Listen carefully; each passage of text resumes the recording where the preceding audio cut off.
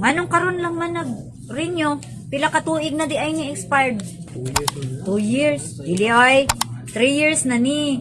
Hindi ka makakarating dito na ulit ka mag-undergo ng theoretical exam at practical exam kung hindi lampas ng 3 taon na hindi ka nakapag-renew.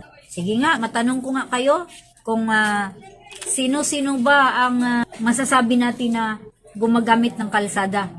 Yung driver. Driver. O sino pa? Yung driver lang ba ang gumagamit ng kalsada?